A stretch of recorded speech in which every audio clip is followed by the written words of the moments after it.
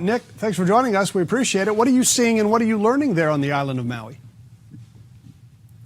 Well, see, I mean, we're learning new things every single day, but, the information is still it's so convoluted and confusing, and we keep hearing different things that people here get increasingly frustrated because they're not able to get answers. They're being lied to.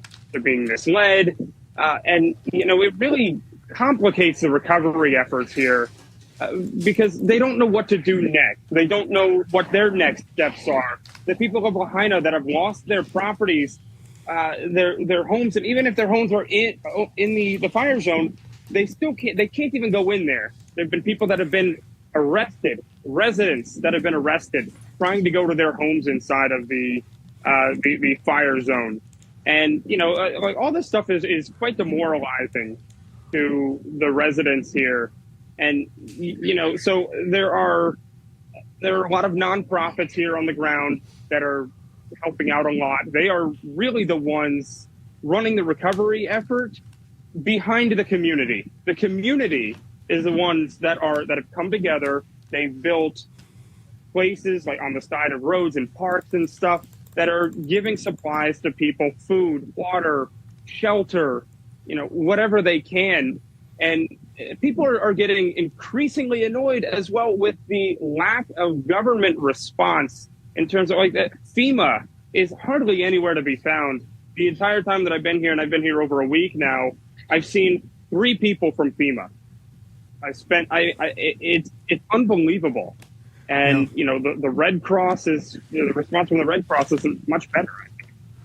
Yeah, and in fact, we just learned recently that FEMA confirmed that wildfire there in Lahaina, it spread as the Pacific's top disaster management leaders and apparently Hawaii's emergency officials, they were on Oahu, they were meeting and they were trying to kind of educate each other about how to respond to a crisis situation. It doesn't seem like they did a very good job before the fire, during the fire, and now you're saying after the fire.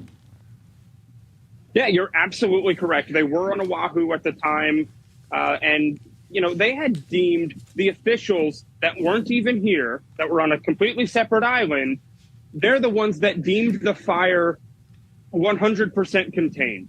The original fire was, quote unquote, 100% contained. So they sent the firefighters away.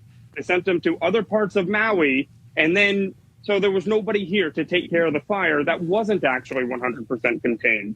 And we saw the leader of the Maui Emergency Management Agency actually come out and resign for this utter failure, for not activating the sirens.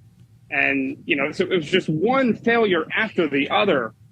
And it doesn't seem like they're learning from this at all. Yeah, no sirens. And I just read an article this morning where apparently there were barricades stopping people from driving onto a road to get out of town. And the people who went around the barricade are the ones who made it to safety, and the ones who followed directions and followed orders and didn't go around the barricades, many of them ended up burning to death. I mean, there are horrific stories about people seeing people literally on fire. I mean, it's maddening to think that you try to, you trust these officials and they tell you the exact wrong thing to do and you lose your life as a result. But Nick, we got to leave it there. Thanks for the update. What a shame. I mean, it's just yep. You hear one bad story after another there in Maui. Well, I'll leave you with one more story here, all right. Just quick. What you were talking about them sending vehicles back into Lahaina. There was a mom that came out that said that she found her baby's bones in the seat of the car after the fire. I mean, which is just, that is horrific. Yeah, they tell you they're going to sound the sirens if there's a fire. They don't do that. Then they tell you what. Anyhow. Okay, Nick, we appreciate it. I'm starting to get upset just thinking about it. Nick Sorto there for us on Maui. Nick, we appreciate it.